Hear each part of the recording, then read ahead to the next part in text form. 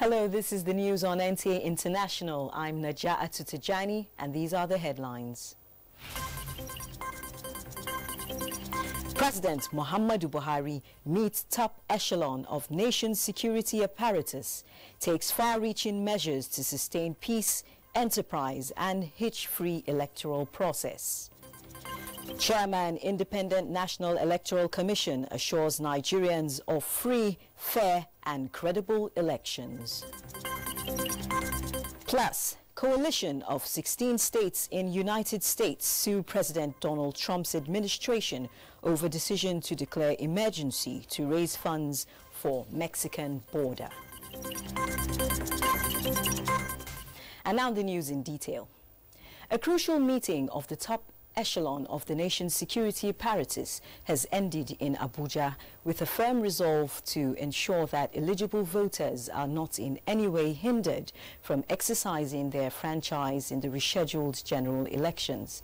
The meeting, presided over by President Muhammadu Buhari, noted the significant improvement in the security situation across crisis-prone areas and took far-reaching measures towards sustaining the peace enterprise for a hitch-free electoral process. State House correspondent Adam Musambo has details. The high-level strategic meeting summoned by President Muhammadu Buhari critically analyzed the prevailing security situation in the country, particularly in states that have what it described as higher than average security challenges. Consequently, the governors of Adamawa, Borno and Kaduna states were invited to bring the participants up to speed on what is obtainable in their respective states as day of voting in the rescheduled elections draw closer. Across the states, we are ready for elections. We do not believe that the level of security challenges will preclude elections not taking place all over our states. We got assurances from Mr. President that whatever security assets we need, additional to what is already on ground to ensure that there are peaceful and hitch-free elections on Saturday, those assets will be provided. The governors of Kaduna and Borno states in particular used the opportunity to respond to the prevailing media narrative regarding the veracity of their claims on the killings in their states. The last report we got is that over 130 people were killed, not even 66. Okay? And the Fulani leaders have provided the names of all these people. We have the list, we will release it to the press. But some people are pretending this has not happened because it does not fit their ethnic or partisan narrative. It is totally irresponsible. This can happen to any one of us. We are going to go after them. All these people will face the laws of Kaduna State. I promise you. The Boko Haram bask in the oxygen of publicity by attacking my convoy, by targeting my person. They have gotten the much needed boost. I'm ready to pay the supreme price if needs be. No matter how long the night is, it must give way to the light of the dawn. Stormy the weather might well be, but it won't rain forever. This madness will come to an end because it's a fight between light and darkness. It's a fight between truth and justice. The meeting also discussed at length President Buhari's hard stance against those planning to sabotage the electoral process through whatever means, as explained by the Inspector General of Police, Muhammad Abubakar Adamu. Every Nigerian is encouraged to come out on the election day and cast his or her votes without any fear of molestation. The security personnel are ready and prepared to protect everybody.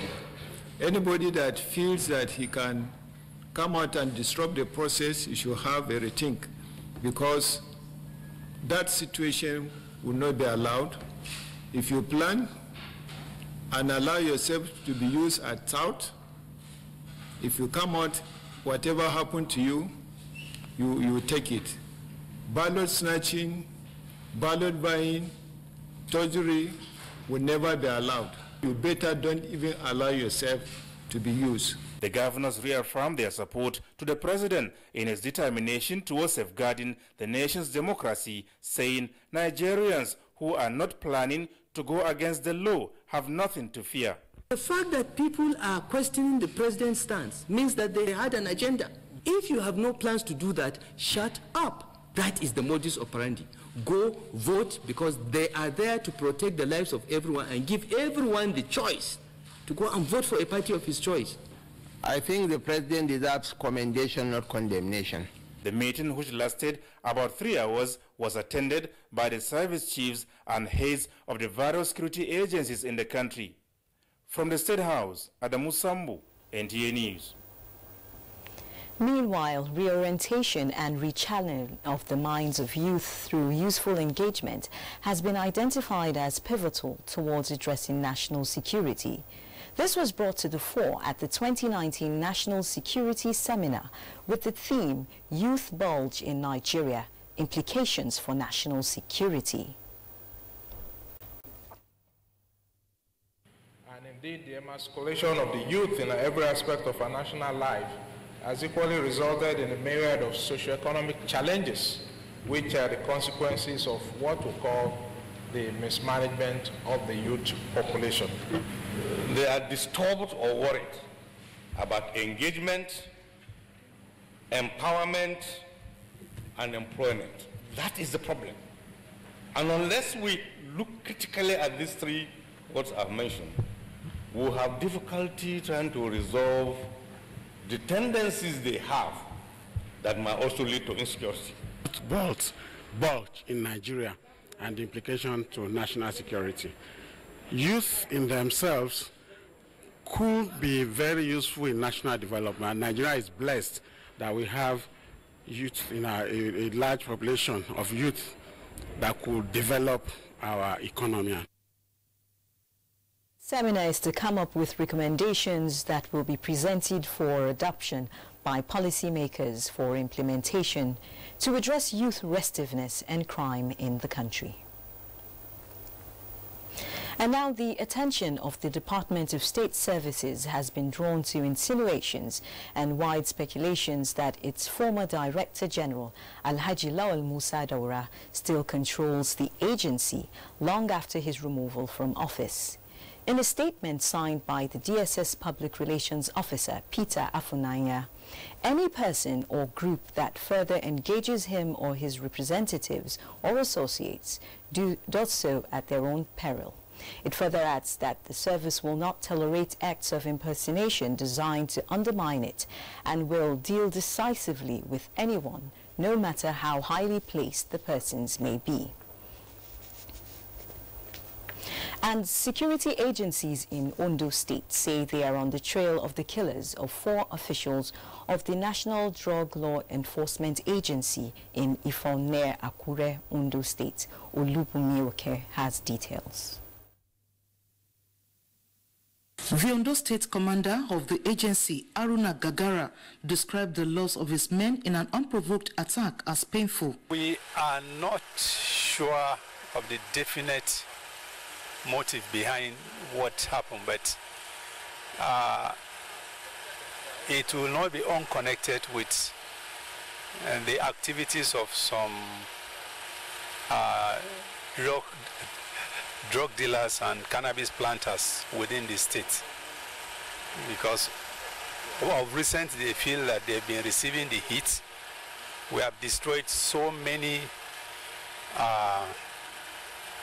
bags of cannabis sativa. We have also destroyed their farms. He said despite the attacks, the agency will not relent in its fight against abuse and trafficking of narcotics in the state, stressing that perpetrators of the crime will be brought to book. This incident will not deter us from performing our statutory responsibility, but rather it will, spur us to more action. The State Police Public Relations Officer, Femi Joseph, says the police will not rest until the killers of the NDLEA officials are fished out. We have launched a manhunt to ensure that those perpetrators do not get away with what they have done. 4 NDLEA officers on patrol duties were gunned down by unknown gunmen and their patrol vehicle burnt down at Ifon along Ikaro area of Ondo State. In Akure, Olubumi Oke, NTA News. And back to election matters now. President Muhammadu Buhari has appealed to all Nigerian voters to brave the challenges and ensure that they cast their votes on Saturday. The president, in a video message, assured voters of protection before, during and after the polls. I wish to commiserate with millions of Nigerians who either traveled hundreds of kilometers to cast their votes or who put so many things on hold in order to cast their votes last weekend, but couldn't do so. I thank you for your commitment, and I feel to you not to lose hope in our electoral system. I ask you not to allow the unexpected postponement of the election dates by INEC to prevent you from exercising your civic rights. Your enthusiasm for the process and your determination to vote in the election must not be dampened. I urge all Nigerian voters to brave the challenges and ensure that they cast their votes. This government assures all voters of their protection before, during, and after the polls.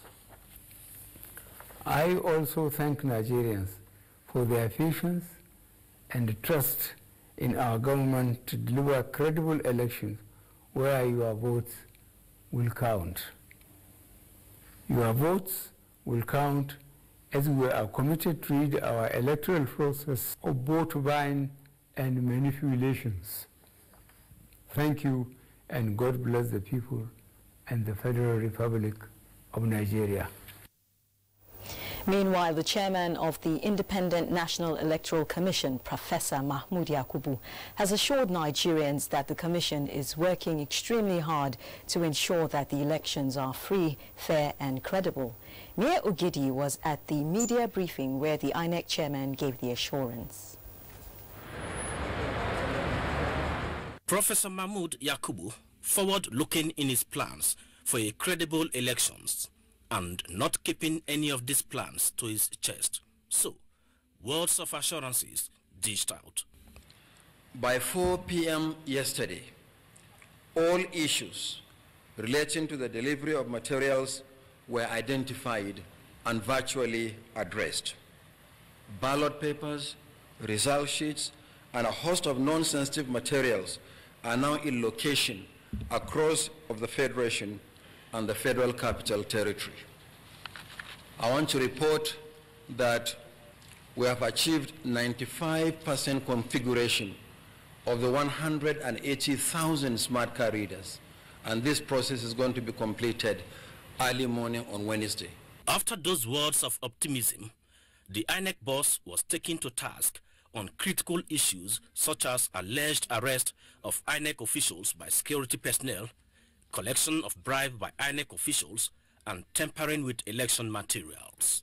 We have always said we are going to come clean and open and transparent before Nigerians. Yes, in the course of distribution, you may find a parcel that belongs to one state in another state.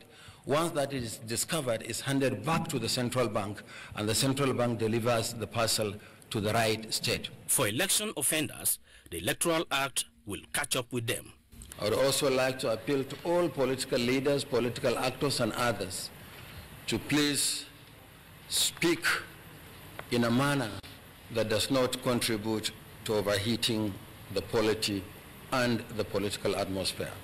And the briefings of this nature will going to be on daily basis, precisely at 3 p.m. every day till the elections will commence. I am Mie Ogidi from the International Conference Center in Abuja. Thank you, Mayor. Preparations are ongoing ahead of the rescheduled general elections, and the media and police are not left out as part of key players on whom the electoral process depends for reliable information and security to cast their votes. To this end, the stakeholders are meeting in Abuja to fashion out better ways of relating to achieve credible, transparent and fair elections. Momso Damian Deti has details. Two critical players in every electoral process are the police and media, on whom the entire electorates depend for the security of their lives and adequate information on the results of their choices. The stake of these key actors makes it necessary for a good working relationship to be established in order to actualize the essence of true democracy. The reason why these police officers are interfacing to share experiences and strengthen the media-police relations in view of the upcoming elections. We need to build institutional capacity to strengthen the process. The nation stands taller than any other interest. You know. The media have the responsibility of observing at close range the processes and informing both the actors, that is the contestants, and then the voters. So the media need to report responsibly and in a balanced and fair manner. The police need to ensure the security of both media as well as the citizenry. Of a sustainable democracy, it's important for the police to be neutral. The event was organized by the Nigerian Union of Journalists in collaboration with Media Foundation in West Africa. Momso Damian Dati, News. You're watching the news on NTA International. There'll be more news after this timeout. Manager people, make we make the right choice, yo. Make we vote for a man of integrity. Hey, so make we gather together and make this change. Work my people of Nigeria. Together we go carry Nigeria to the next level. Nigeria don't decide. Vote Baba Buhari. Baba Buhari, na man of integrity.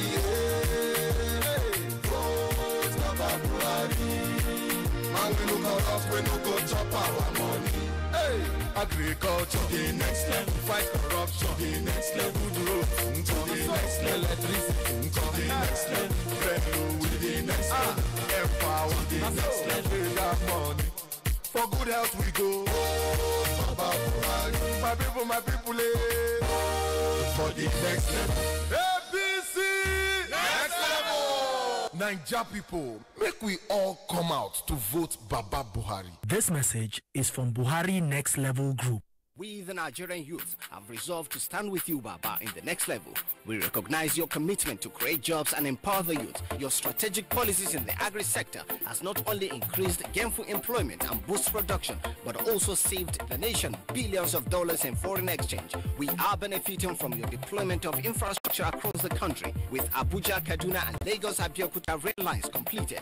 Itakpe-Abeokuta-Warri rail line will soon be completed, while Lagos-Kano rail line is under construction. Additional 1,531 kilometers of roads have been completed and over 1,000 kilometers rehabilitated across the country. The second Niger bridge is on the way through Presidential Infrastructure Development Fund. Hydropower plants in Mambila, Zungeru, and many other power projects are under construction to add value to the improved power generation, transmission, and distribution in the country. Brokering and sustaining peace in the Niger Delta has helped stabilize the economy, thereby increasing investment in the oil and gas sector. We are coming with you to the next level to see the Empower scheme increase to 1.5 million beneficiaries and full implementation of the 10 billion Naira Youth Entrepreneurship Project. Nigerian youth, let's connect to the next level. This message is powered by Dr. Tony Uoye, Director Youth Mobilization, APC Presidential Campaign Council.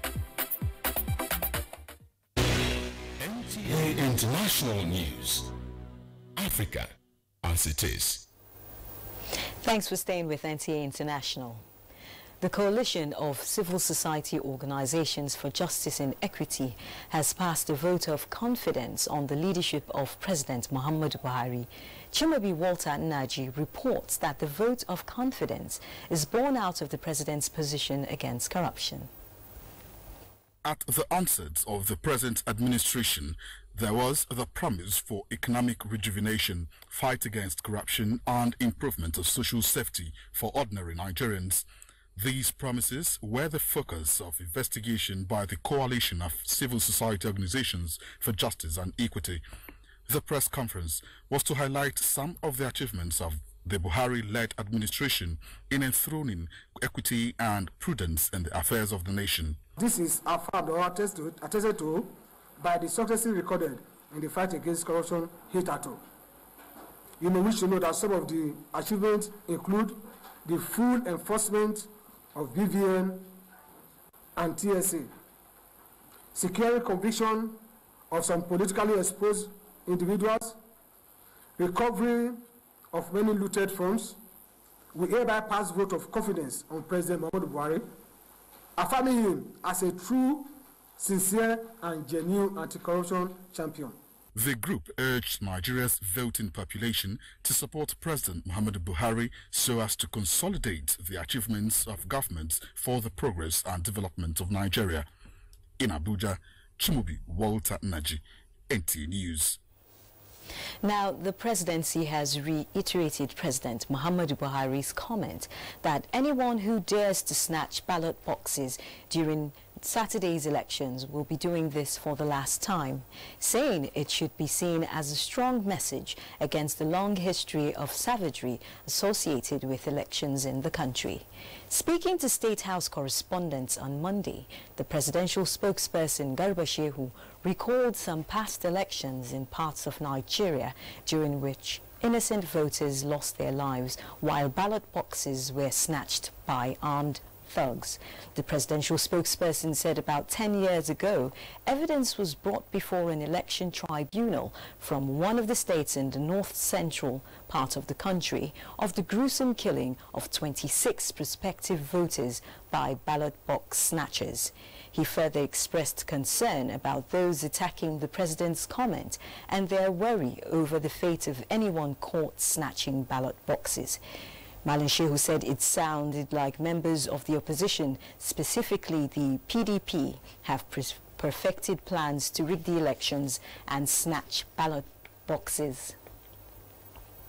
Meanwhile, Muslim women in Kano have offered special prayers for the success of President Muhammadu Buhari in the forthcoming presidential elections.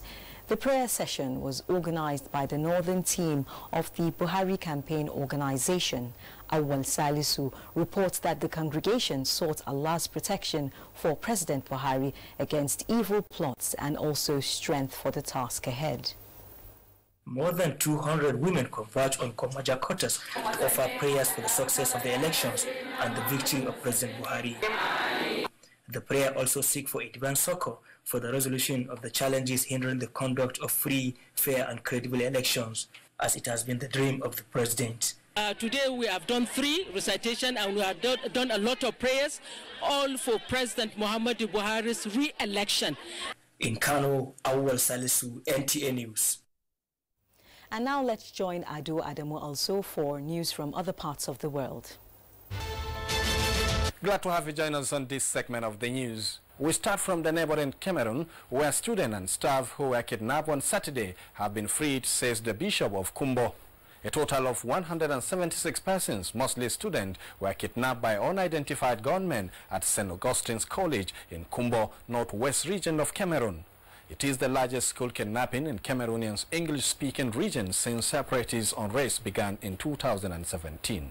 The Bishop of Kumbo, Giorgio Zunko, confirmed that the church officials had negotiated the release of the hostages on the condition that the school would be shut down. And now to Asia. Pakistan has warned that it will retaliate if India takes military action against it after a militant attack on Indian forces in Kashmir. Prime Minister Imran Khan, who called on India to provide evidence to support its claims that Pakistan was involved in the attack, which led to the death of more than 40 members of India's security forces on Thursday. And a coalition of 16 states in the United States, led by California, is suing President Donald Trump's administration over his decision to declare an emergency to raise funds for a Mexico border wall. Mr. Trump made the declaration on Friday to bypass Congress after it refused to approve $5.7 billion for the wall. The Democrat opposed funding Mr. Trump's barrier, a key campaign pledge, and had vowed to contest his plan. The lawsuit filed on Monday seeks to stop Mr. Trump acting on his emergency declaration to build the wall, saying the president does not have the power to divert funds approved by Congress. And that is it from here. Thank you for watching. I am Adwa Demwalso. Up next is Sports Update. Nigeria